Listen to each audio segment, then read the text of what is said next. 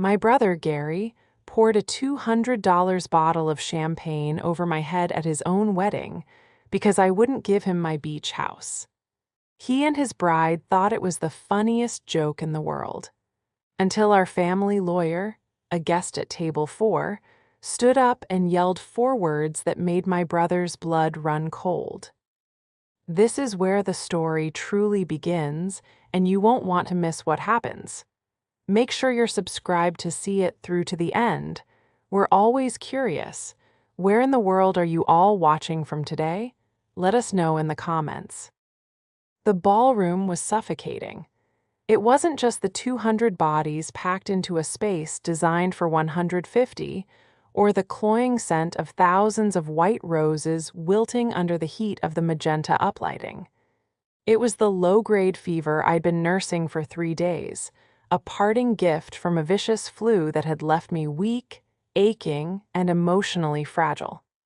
I'd almost stayed home. God, I wished I had.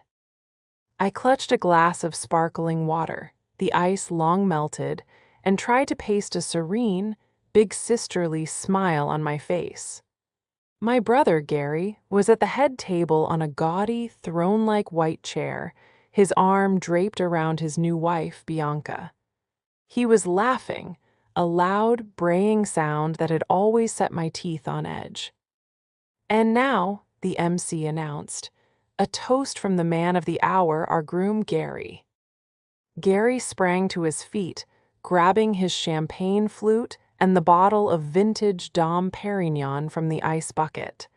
He stumbled slightly, and I felt a familiar knot of dread tighten in my stomach. He was already halfway drunk. This was not going to be good. He tapped the microphone, the feedback shrieking through the speakers. "Wow, what a day, what a wife," he slurred, planting a wet, performative kiss on Bianca's cheek. She giggled, a high-pitched, breathy sound, and angled her face toward the nearest phone camera. "I want to thank everyone for coming," Gary continued, his eyes scanning the room. "For all the gifts." He paused, and his eyes landed directly on me. The playful, drunken mask dropped, replaced by a flash of cold resentment that was so potent I felt it from 30 feet away. "You know," he said, his voice dropping into a confidential tone that the microphone amplified to every corner of the room. "Family is supposed to be about generosity, about support, about sharing in your new life. Most of my family gets that." A nervous murmur rippled through our relatives' tables. I felt my face flush, the fever and the sudden, intense scrutiny making me dizzy. I knew exactly where this was going. "But then," he sneered, "some people just don't. Some people get selfish." He began to walk, weaving his way between the tables, heading directly for me. Bianca was watching him, a smug, satisfied smirk on her perfectly contoured face. This was planned. This was their little performance. "My big sister, Willow," he announced, his voice dripping with sarcasm. "Partner at a big, fancy firm, got all the money in the world." He was at my table now, looming over me. The guests were silent, watching this horrifying domestic drama unfold. "Willow," he said, holding up the champagne bottle, "has this beautiful beach house. Our parents' beach house, the one we grew up in." He conveniently left out the part where our parents had left it exclusively to me in a trust for reasons that were becoming clearer by the second. "And I said, 'Willow, what a perfect wedding gift. Give me the house.' And you know what she said?" He leaned in, his breath hot and sour with champagne. "She said no." A few of his loutish friends in the back booed, thinking it was a joke. "She said no," he repeated, laughing, "to her only brother on his wedding day. Can you believe the selfishness?" I tried to stand, my legs trembling. "Gary, this is not the time or the place," I whispered, my voice HOSC from the flu and humiliation. "Oh, it's exactly the time and place," he shouted. "You wanted to make a scene by saying no, so I'll make a scene by saying yes." He looked at Bianca, who raised her glass and nodded, egging him on. "I wanted to give you a chance to change your mind, Willow," he said, his eyes glittering with malice. "But you're just too cold. You need to loosen up. Cool down." And with that, he upended the entire ice-cold bottle of champagne over my head. The shock of the cold liquid was instantaneous and total. It hit my scalp, a freezing, sugary cascade that drenched my hair, streamed down my face, and soaked the silk dress I'd spent a fortune on. I gasped, a sharp, involuntary intake of breath, as the laughter of 200 guests, some confused, some nervous, most of them Gary and Bianca's friends, erupted around me. I sat there, frozen, dripping, and utterly humiliated, shivering from the cold and the fever. Gary and Bianca were hysterical, clutching each other as they howled with laughter.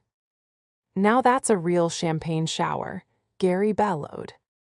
I looked down, blinking sticky champagne out of my eyelashes, and saw my hands shaking in my lap. I felt a single, hot tear of pure rage cut a path through the cold liquid on my cheek. In that moment, I wasn't a 42-year-old wealth management partner. I was a little girl again, being bullied by my brother in the backyard while he laughed. I thought about my illness, my grief for our parents, my years of supporting him. The betrayal was worse than the public humiliation. The seconds after the champagne hit my skin stretched into an agonizing eternity. The roar of laughter felt like a physical blow, and the icy liquid, now pooling in the bodice of my dress, made me shiver uncontrollably.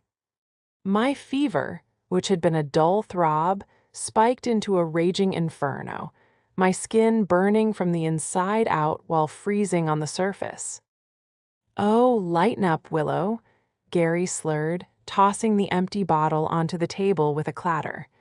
"It's just a joke. Don't be such a sore loser."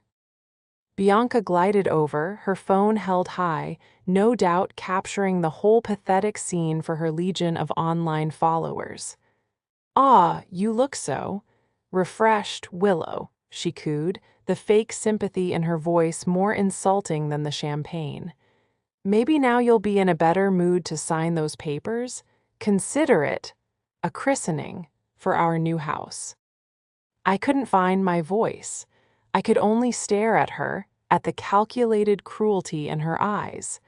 This was the woman my brother had chosen. This was the woman he was prioritizing over his own family. "Gary," a low, firm voice cut through the din. It was my Uncle Howard, our father's brother. He was standing, his napkin crumpled in his fist, his face a mask of thunder. "You apologize to your sister, right now."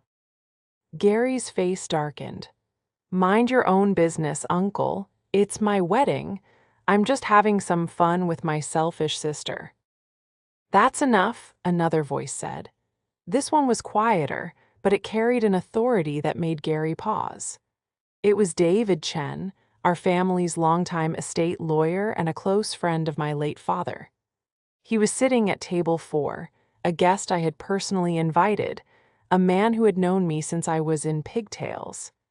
He was looking at Gary not with anger, but with a profound, almost clinical disappointment that seemed to sober my brother up more than a pot of black coffee ever could. Gary, for all his bluster, had always been terrified of figures of authority. He faltered, his drunken bravado cracking. It was a joke, David. Willow knows I'm kidding." I finally found my legs. I stood up, dripping, the silk of my dress clinging to me like a second, sodden skin. The room was spinning. "No, Gary," I said, my voice shaking but clear. "I don't know you're kidding. I don't think you are." I turned and walked away. I didn't run. I didn't storm out. I walked, with as much dignity as a woman soaked in champagne and battling a 101-degree fever could muster, down the long aisle between the tables, through the lobby, and out into the cool night air. I heard my uncle call my name, and I heard David's chair scrape back, but I didn't stop. I sat in my car in the valet line, the heaters blasting, shivering so hard my teeth chattered. The humiliation was a physical weight pressing down on my chest. It wasn't just the champagne, it was the public declaration. He had drawn a line, and he had placed me firmly on the other side of it, all for a house. A tap on my window made me jump. It was David Chen. He had my purse and my coat, which I'd left at the table. I unlocked the door, and he slipped into the passenger seat, his expression grim. "Willow, are you all right?" he asked, his voice gentle. "I'm fine," I lied, my voice cracking. "Just cold." He handed me my coat, and I wrapped it around my shoulders, the dry wool a small comfort. "What he did in there," David said, his voice hardening, "was not just cruel, Willow. It was colossally stupid." "He's an idiot," I whispered, tears of frustration finally breaking free. "He's an entitled, spoiled idiot, and I'm done, David. I'm just done." "He is," David agreed. "But he's also something more. He's desperate, and Bianca is a catalyst." He looked at me, his gaze sharp and focused. "You've been managing the trust perfectly for a decade, Willow. You've been more than fair. You've been generous to a fault, letting him use that house as his personal party pad." "I know," I said, wiping my face. I thought it would be enough." "It's never enough for people like Gary and Bianca," David said. He paused, as if weighing his next words. "He's been calling my office, for the past 6 weeks, demanding copies of the trust, demanding to know how he can get his half of the house." This was news to me. "What did you tell him?" "I told him the truth," David said, "that the trust is clear, that you are the sole trustee and the property is to be preserved, not liquidated, that he is a beneficiary but he has no authority." It seemed to make him angry. So this was his revenge. I said, the pieces clicking into place. "Because I followed our parents' wishes." "Precisely." David looked back toward the ballroom, where the music had started up again, a thumping, obnoxious beat, as if nothing had happened. "Gary is a fool. He just tried to publicly humiliate the one person who has been protecting him, but they both seem to have forgotten one crucial thing." I looked at him. "What's that?" David's expression was unreadable, but there was a glint in his eye. "They've forgotten what a trust is. They've forgotten that our parents' wishes are not suggestions. They are legally binding documents, and they've forgotten who I am." He placed a hand on my arm. "Go home, Willow. Get warm, get well. I'll handle the immediate fallout in there. But I think it's time we reviewed the trust's discretionary clauses. Gary seems to be under the impression that his access to that beach house is a right. It's time we reminded him that it has always been a privilege, one that can be revoked." The words sent a chill through me that had nothing to do with the champagne. A privilege. Revoked. A tiny, hard kernel of resolve began to form in my chest, right next to the hurt. They had forgotten one crucial thing.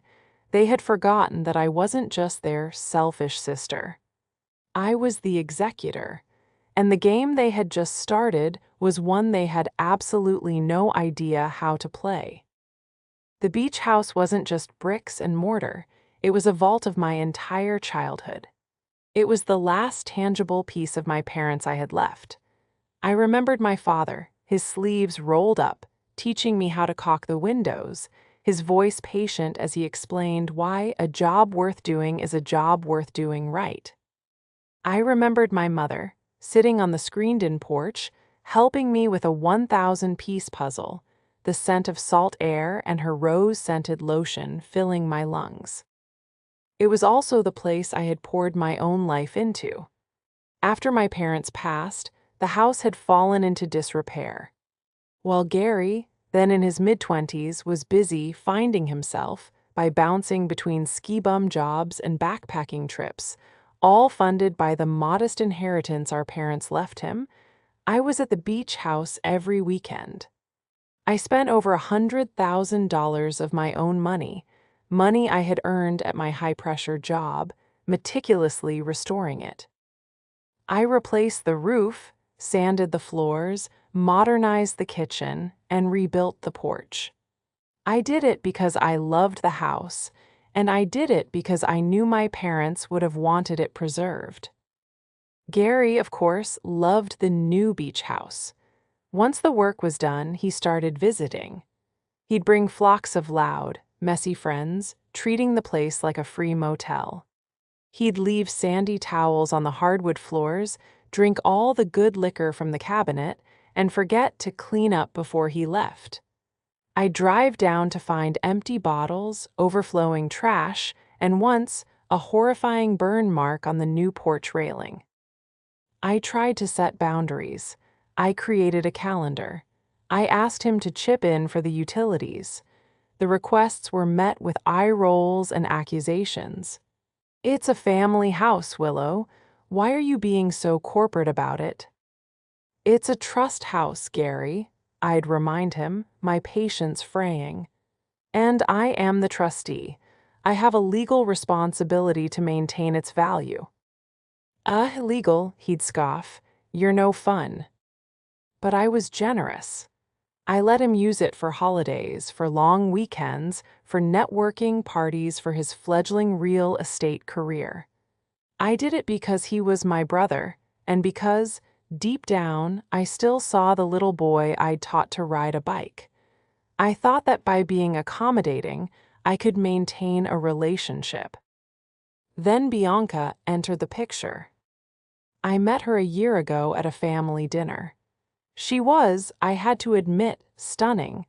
She had the kind of effortless, curated beauty that only comes from immense, daily effort. She was a lifestyle influencer, a job title I, as a wealth manager, found baffling. Her entire career seemed to be built on posting photos of expensive things. From the moment she walked in, she was on. She filmed her arrival, she filmed the dinner, she filmed Gary opening a bottle of wine. It was exhausting, but what set my teeth on edge was her conversation. "So, Willow," she'd said, her voice a practiced, breathy purr, "Gary tells me you work in numbers." "I manage wealth portfolios, yes," I'd replied politely. "Oh, that's so? Quaint," she'd smiled, as if I'd just told her I darned socks for a living. "I find that real wealth isn't in numbers on a screen, it's in assets. You know, tangible things, like property." Her eyes had flicked to a framed photo of the beach house on my mantel. The look in them was not appreciative, it was appraising. "Gary just loves that beach house," she'd continued, laying a perfectly maniciled hand on his arm. "He's so sentimental. He says it's the only place he really feels like himself." I'd watched Gary preen under her touch. This was the RST time I'd ever heard him described as sentimental. Careless and entitled were the words that came to my mind. Over the next few months, Bianca's campaign began. It was subtle at first. She'd post photos from the beach house, tagging it home or our happy place. She'd send me texts. "Willow, darling, we were thinking of redoing the guest room. The nautical theme is just so dated. I have a mood board." I gently but firmly reminded her that it was a trust property, not her personal design project. Her replies became shorter, colder. Then, 2 months before the wedding, Gary had called me. It wasn't a request, it was a demand. "So, Bianca and I have been talking," he'd said, his voice full of false bravado. "We've decided we want the beach house, as a wedding gift." I had actually laughed. "Gary, you know I can't give you the house. It's not mine to give, it's in the trust." "Oh, come on, Willow, don't be like that. You're the trustee or whatever, just sign a paper, make it ours. It's the right thing to do. Bianca deserves a beautiful home." Deserves it? And what about my responsibility to our parents' wishes? The trust is explicit. The property is to be preserved for the benefit of, well, both of us, and any future generations. I can't just sign it over to you. "Why not?" he'd snapped. "You don't even use it that much. You're always working. We'd live there. We'd appreciate it. You're just hoarding it, Willow. It's selfish. You've always been selfish." The accusation, after the decades I'd spent cleaning up his messes, paying his old college debts, co-signing for his first car, and now maintaining the very house he was demanding, was breathtaking.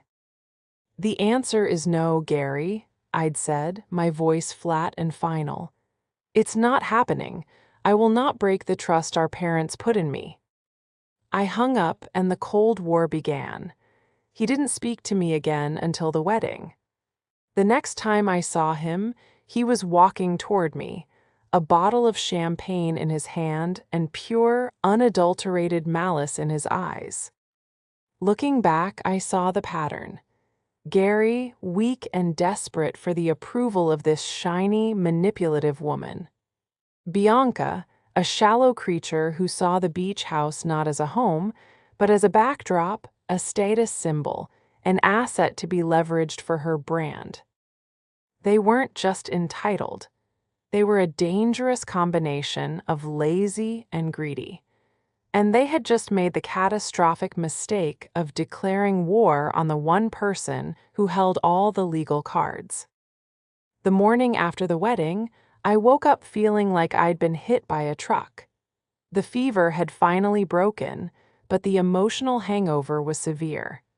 My hair was still tacky in places, and the smell of stale champagne clung to my skin despite a scalding shower. My silk dress was a ruined, shrunken heap on the bathroom floor. But as I sat at my kitchen table, nursing a cup of black coffee, the humiliation from the night before began to curdle into a cold, hard resolve. The fog of sickness and shock was clearing. I was a wealth manager. My entire career was built on logic, on strategy, and on protecting assets from emotional, irrational decisions. Gary and Bianca had just treated me like a fool. It was time I reminded them what I actually did for a living. I thought of David Chen's words, "He's forgotten what a trust is." He was right. Gary had always seen the trust as a suggestion, a bit of annoying paperwork that I, his uptight sister, used to control him. He had no concept of its legal, ironclad power. He had no idea what fiduciary duty meant. My parents had set up the trust for a reason. They loved Gary, but they weren't blind.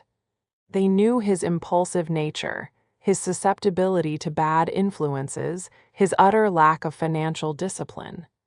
They had made me the sole trustee to protect the house from him and, in a way, for him. The trust stipulated that the house was to be maintained, and that if it were ever sold, a decision only I could make, the proceeds would be split. But in its current form, it was an asset for the enjoyment of the family, not for liquidation. By demanding I sign it over, Gary wasn't just being a brat. He was asking me to commit a felony. He was asking me to violate my fiduciary duty, an act that could not only get me sued, but could have me disbarred from my own profession. And he had done it publicly, in front of 200 witnesses. My clever trap wasn't something I had to build. My parents had already built it for me. I just had to spring it. I picked up my phone and made 2 calls. The first was to David Chen. David, it's Willow. I'm feeling much better. I'd like to meet this afternoon if you're free. I want to review the revocation of privileges clause in the trust. I also want to draft a formal cease and desist. I've already pulled the file, David said, his voice all business. I'll be ready at 2. The second call was to a man named Mark Sanderson, one of the best private investigators my firm kept on Ray. Tainer. We used him for due diligence, to vet potential business partners, and to find skeletons in closets before they could rattle. Mark, hi, it's Willow, I said. I have a personal matter. I need a deep dive background check on a woman. Her name is Bianca DeLuca. My brother just married her. I want everything. Credit history, past addresses, any past relationships of note, legal issues, bankruptcies, the works. Got it, Mark said, no questions asked. How fast? Yesterday. It'll be expensive, he warned. Put it on my personal account, I said. I want to know who is really sleeping in my brother's bed. That afternoon, I sat in David Chen's plush office, a fresh copy of the trust document in my hands. It's even better than I remembered, I said, a grim smile touching my lips. David nodded. Your father was a very smart man. Look at Article 4, Section B, Use of the property. It states that beneficiaries, that includes Gary, are granted revocable privileges to use the property, contingent on their respect for the property itself and the integrity of the trust and its trustee. Contingent on respect for the trustee, I repeated, the words tasting like victory. Pouring champagne on the trustee's head in a public attempt to coerce her into breaking the trust. I'd say that qualifies as a lack of respect. It's a flagrant violation, David agreed, steepling his fingers. You are well within your rights to revoke his access, permanently. Let's draft the letter, I said, and a formal no trespass order. We'll have it served to his home address and to his real estate office. What about Bianca? David asked. She's not a beneficiary, I said coldly. She has no rights to the property whatsoever. She is now and will always be a guest. And as she is no longer welcome as my guest, her access is also terminated. We worked for an hour, drafting the coldest, most legally precise documents I had ever had the pleasure of co-authoring. They outlined Gary's actions at the wedding, cited the exact clause in the trust he had violated, and informed him that his privileges to use, enter, or access the beach house were hereby terminated, effective immediately. Any attempt to do so would be met with legal action. Just as we were finishing, my phone buzzed. It was an email from Mark the Pie. The subject line was, Bianca DeLuca, you need to see this. I opened it, my blood ran cold. Bianca DeLuca, or as she was formerly known, Bianca Gallo, was not just a vapid influencer. She was a professional. She had 2 prior marriages, both to older, wealthy men. Both marriages had ended after less than 2 years, and both times she had walked away with significant settlements. She had a string of debts, a recent bankruptcy filing that had been dismissed, and most damningly, she was a defendant in an active civil lawsuit in Arizona, filed by the children of her last husband, accusing her of undue influence and financial elder abuse. She wasn't just a gold digger, she was a predator, and she had my stupid, gullible brother wrapped around her finger. My God, I whispered, handing the phone to David. He read the report, his eyebrows climbing his forehead.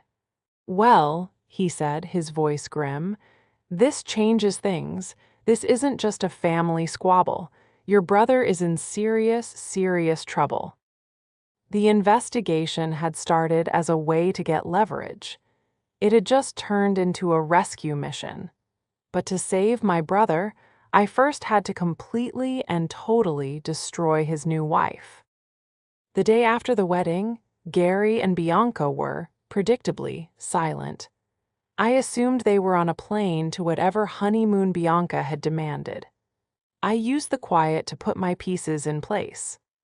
I had a locksmith change all the locks at the beach house, installed a new high-tech security system, and had the no trespass orders couriered to a process server, ready to be delivered the moment they returned.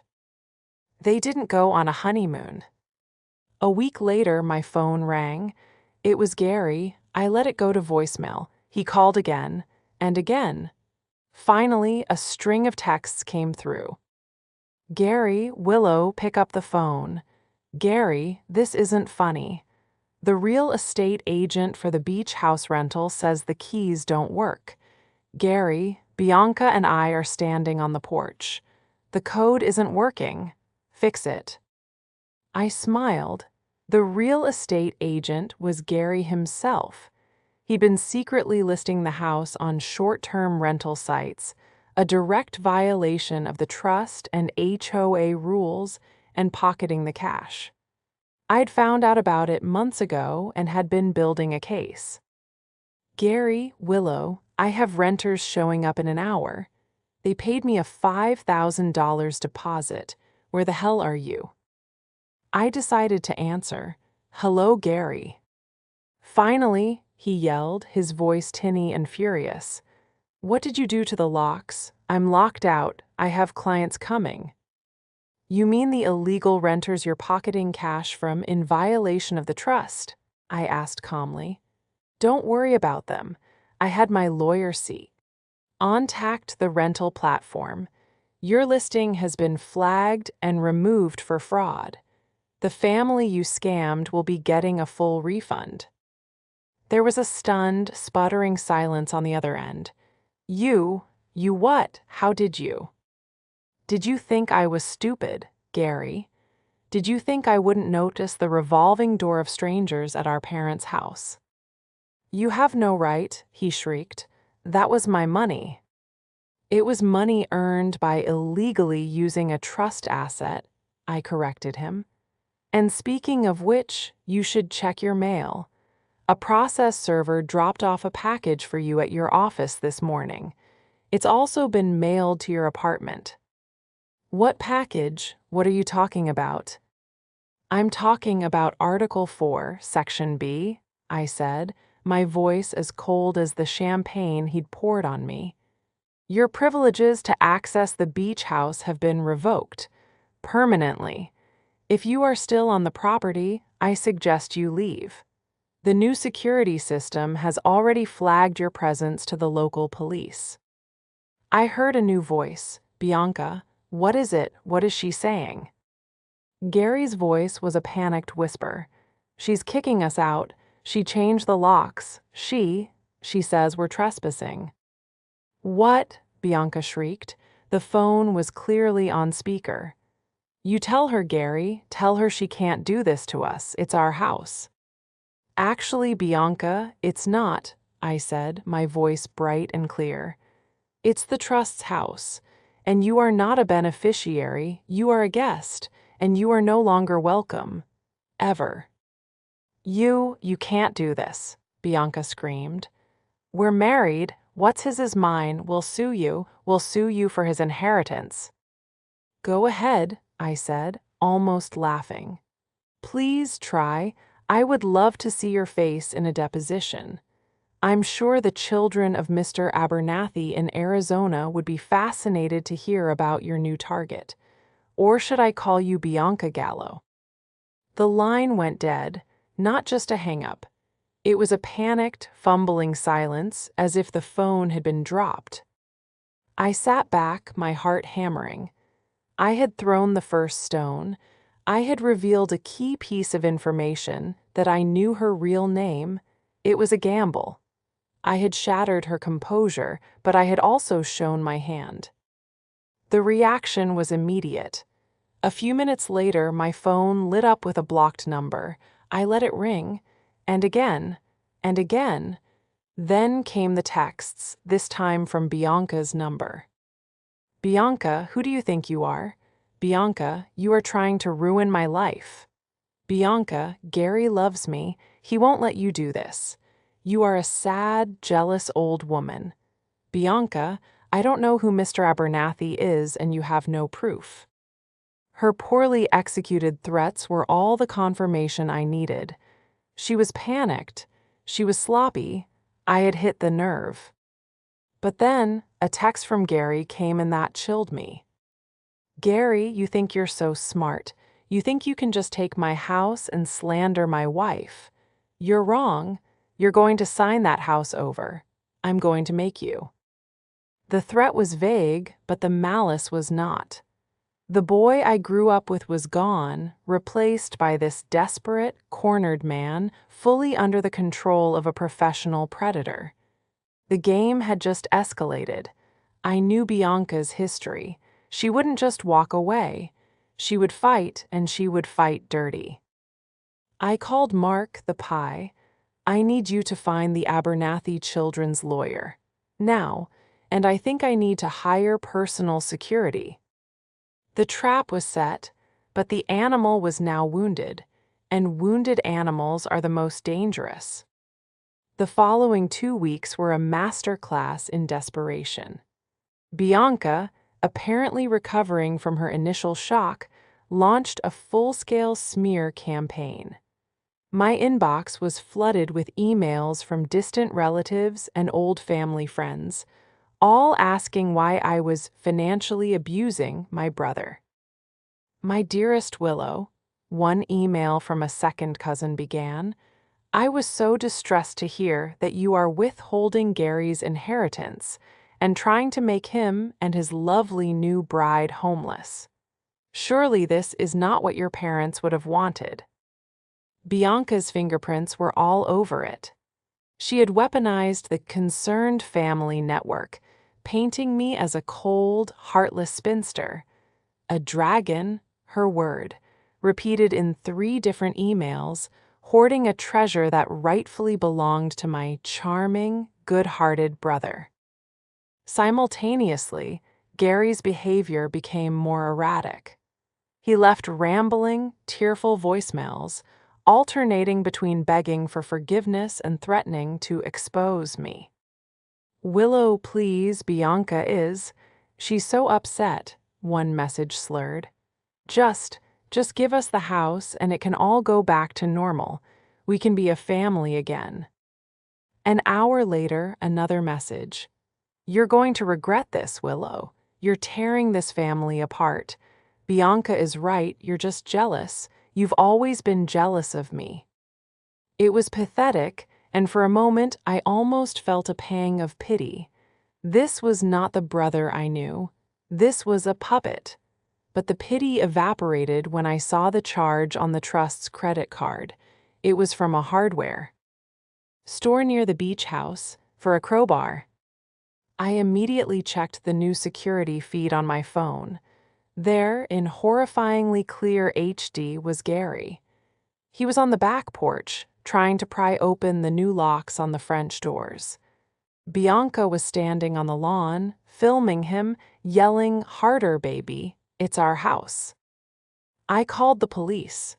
They arrived in minutes. Gary and Bianca were arrested for trespassing and attempted breaking and entering. This, I knew, was the final piece. I called David Chen. They did it, David. They tried to break in. I have it on video. That's it, David said, his voice grim. That's the ball game. The next day, Mark, the pie, delivered the final nail for Bianca's coffin. He had found him, Thomas Abernathy, the son of Bianca's last victim and his lawyer. They had been trying to build their civil case against Bianca for months, but they were missing a crucial piece, a pattern of behavior. "Mr. Abernathy is flying in from Phoenix tomorrow," Mark told me. "He is very interested in meeting you and your brother." Now I had to do the hardest part. I had to get Gary in a room, away from Bianca, and show him the monster he had married. I had the charges for the break-in held, not dropped. I had David call Gary's new lawyer, a bottom feeder Bianca had clearly found, and offer a family meeting to resolve this unfortunate situation before the charges were pressed. Gary agreed immediately, likely thinking he could finally bully me into submission. He arrived at David's office alone, as per our conditions. He looked terrible. He was pale, jumpy, and had lost weight. "Willow," he started, trying to sound forceful, "you have to call off the cops. This is insane. You're pressing charges against your own brother." "Sit down, Gary," I said. David Chen sat at the head of the conference table. "Gary," David began, "we are here to discuss the criminal charges of trespassing and property damage, and the civil matter of your sustained campaign of harassment and coercion against your sister, the trustee." "Coercion," Gary scoffed. "I just want what's mine." "This is what's yours, Gary," I said, sliding a thick document across the table. It was the complete P&L for the beach house for the last 5 years. "This is what it costs to maintain the house. The property taxes, the new roof, the insurance, the utilities, all paid for, as you'll see, either by the trust or directly from my personal accounts. And this," I said, sliding another folder, "is the $32,000 you've stolen by illegally renting it out." Gary's face went white. "And this," I said, my voice dropping, "is your wife." I pushed Mark's report across the table. "Her name isn't Bianca DeLuca, it's Bianca Gallo. This is a copy of her recent bankruptcy. These are the details of her 2 previous marriages. And this," I said, tapping the final page, "is the civil suit against her in Arizona for financial elder abuse. She targets wealthy families, Gary. She finds the weak link, marries him, and then pressures him to liquidate assets." He stared at the paper, his hands shaking. This is lies. You're making this up." "Am I?" I asked. "Or does it sound familiar? Does it sound like, 'Give me the house, baby. It's ours. We deserve it'?" He looked up at me, his eyes wide with a dawning, sickening horror. He was struggling, his loyalty to Bianca warring with the irrefutable proof in front of him. "She loves me," he whispered, the words sounding hollow even to his own ears. "She loves the beach house," I countered, "and she was willing to have you arrested to get it." Just then the conference room door opened. David Chen stood. "Gary, Willow, this is Mr. Thomas Abernathy. He flew in from Phoenix to be here." A man, roughly my age, with tired eyes and a face etched with grief, walked in. He looked at Gary, and his expression hardened with a painful recognition. "So," Thomas Abernathy said, his voice quiet but shaking with rage, "you're the new one. You're the one she's using to try and steal your family's home, just like she tried to steal my father's." Gary looked from the report to Mr. Abernathy to me. The spell didn't just break, it shattered. The color drained from his face as he finally understood the truth. He wasn't her partner. He was her mark. The event was our Uncle Howard's 70th birthday party. It was a large, catered dinner at the old, respectable country club our family had belonged to for generations. After the champagne incident, my relatives had fractured. Some, swayed by Bianca's lies, were cold to me. Others, like Uncle Howard, were firmly on my side. He had called me personally. "Willow," he'd said, "I don't care what's happening. You are my goddaughter and you will be at my party." I knew Gary and Bianca would be there. They wouldn't dare miss such a public family event. It was the perfect stage. I arrived with David Chen as my guest. His presence immediately set the Bianca faction on E. DGE. But the real surprise was my second guest, Mr. Thomas Abernathy, who I introduced to everyone simply as a new client. Bianca, holding court near the bar, looked like a predator that had just smelled blood. She saw me and her eyes narrowed. She saw David and she looked annoyed. Then she saw the handsome, well-dressed stranger with me and her entire demeanor changed. She visibly brightened, her smile widening, her posture shifting. She saw him as a potential new target. She had no idea who he was. The dinner was tense. I sat at a table with Uncle Howard, David, and Mr. Abernathy. Gary and Bianca were across the room, and I could feel Bianca's eyes on us all night. Gary just looked sick, staring at his plate. After the cake, Uncle Howard stood to give a speech. When he finished, Bianca, in a breathtaking display of audacity, stood up, champagne glass in hand. "If I could just say a few words," she trilled, as if she were the hostess. "I just want to say how wonderful it is to be part of this close family." Her eyes found mine.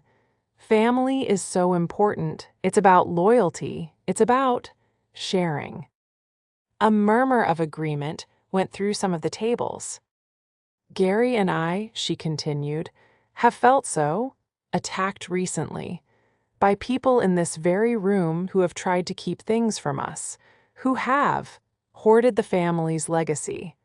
But we know that love and the law will win in the end." She was trying to paint me as a criminal, in front of everyone. I stood up. "You're absolutely right, Bianca." The room went silent. Bianca looked momentarily stunned that I was engaging. "You are so right," I said, my voice calm and carrying in the quiet room. "The law will win in the end, and you should know all about that, shouldn't you, Ms. Gallo?" Bianca's smile froze. Gary, who had been staring at his plate, snapped his head up, his face ashen. "I'm sorry," Bianca said, her voice a few notes higher. "I don't know who you're talking to." "I'm talking to you, Bianca Gallo," I said, taking a step forward. "From Phoenix, Arizona, I'm talking about your last husband, a 78-year-old man. I'm talking about the lawsuit his children filed against you for undue influence and elder abuse, for trying to coerce him into signing his house over to you." A collective gasp sucked the air out of the room. "She's lying," Bianca shrieked, her mask of sophistication shattering. "Gary, tell them she's lying." Gary was frozen, his mouth open, unable to speak.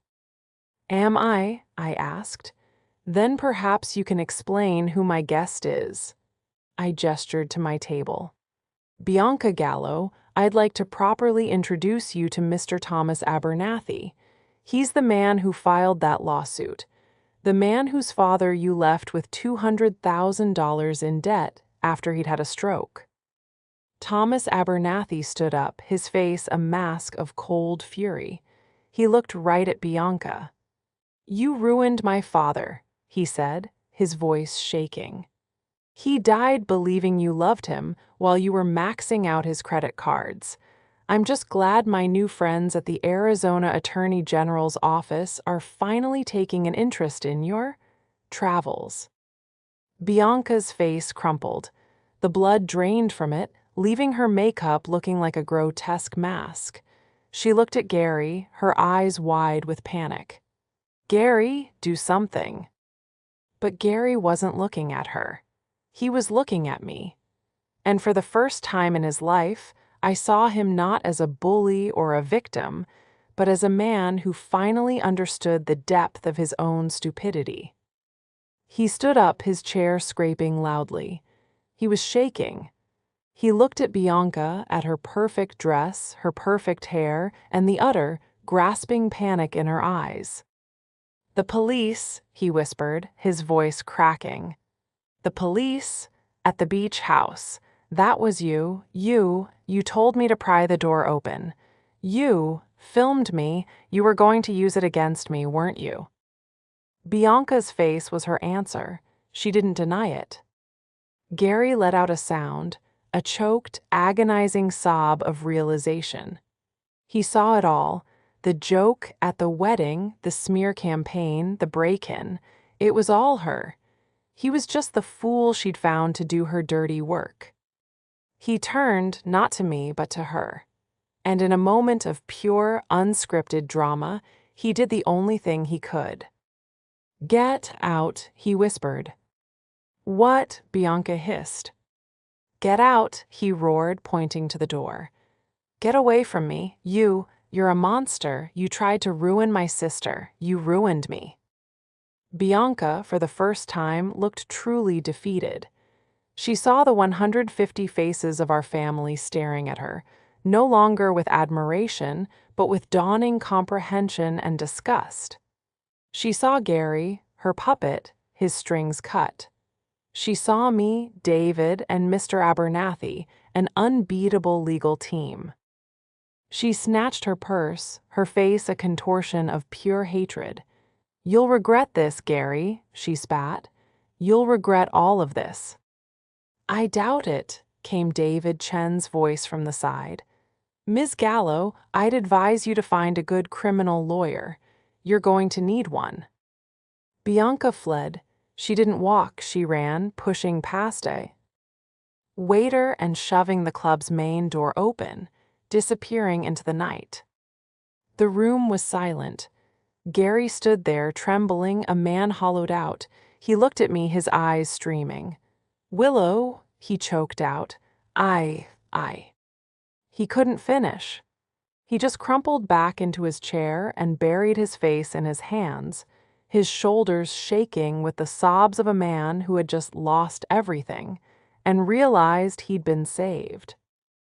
In the stunned silence that followed Bianca's exit, David Chen and I walked over to Gary's table. He was still crying, a deep, shuddering, ugly sound of a man whose world had just imploded. My anger, which had been a shield for weeks, finally dissipated, leaving only a profound, familiar exhaustion. "Gary," I said, my voice softer than I intended, "it's over." He looked up at me, his face a wreck of tears and self-loathing. She told me you were lying, Willow. She said the report was fake. That you were just jealous." "I know," I said. "Let's get you out of here." Uncle Howard was already at the podium, his voice booming. "Well, it seems the entertainment is over. Please, everyone, enjoy the rest of the evening." He was, as always, the master of crisis management. David, Mr. Abernathy, and I got Gary out a side door. We sat him in my car, and I drove him back to my apartment, not his. He was in no condition to be alone. He was silent the entire ride, staring out the window, occasionally letting out a choked sob. When we got inside, he sat on my sofa, looking small and broken. She has my credit cards," he whispered. "The apartment, the lease is in both our names." "We'll handle it," I said. "David will file for an annulment first thing in the morning on grounds of fraud. We'll put a freeze on your cards. You'll be fine." "Fine," he scoffed, his voice raw. I poured champagne on your head, Willow, in front of everyone. I tried to steal our parents' house. I brought that monster into our family. How can I ever be fine?" I sat down across from him. "You can start by understanding, Gary. You were weak and you were greedy. She saw that, but you're not a monster, you're just my brother, and you've been a fool." He flinched, but he nodded. "I'm so sorry, Willow. I'm so sorry." The aftermath was swift and decisive. David Chen, working with Thomas Abernathy's legal team, presented the combined evidence to the Arizona Attorney General. The video of Bianca goading Gary to break into the house, combined with the testimony from the Abernathy case, was enough to paint a clear picture of a pattern of predatory behavior. A warrant was issued for her. She was apprehended 2 states over, trying to use one of Gary's credit cards at a high-end hotel. She is now facing a slew of charges in 2 states, including fraud, grand theft, and conspiracy. Gary's annulment was granted. He had to declare bankruptcy. Bianca had bled him dry. But it was the best thing that could have happened to him. He lost his flashy real estate job, his fake friends, and his ego. He ended up moving into my spare room for 3 months. It was a long, painful process of rebuilding. He went to therapy. He got a job, a real one with a salary, at a logistics company. He also, for the first time, came to the beach house to work. One weekend, about 6 months later, he came with me. He didn't sit on the porch. He spent 2 straight days sanding and restaining the railing he had burned all those years ago. We were sitting on the porch that Sunday evening, watching the sunset, my father's old toolbox between us. "It's beautiful," he said quietly. "Dad, he really knew how to build things, didn't he?" "He did," I said. He turned to me, his eyes clear for the first time in years. "Thank you, Willow, for saving me, and for saving this. I know I don't deserve it, or you." "You're right," I said. "You don't, but you're my brother, and our parents' wishes were to preserve this house for the family. You're still family." I didn't restore his full privileges. I couldn't, but I did remove the no trespass order. He can come now, but only when I am here. It's a start. As for me, I have a sense of peace I haven't felt in years. The trust is secure. My family, what's left of it, is healing. My clever trap wasn't just about assets or revenge. It was about truth. Gary had to see the monster in front of him to finally stop being one himself. The champagne shower was the most humiliating night of my life, but it was also the night that finally cleaned house.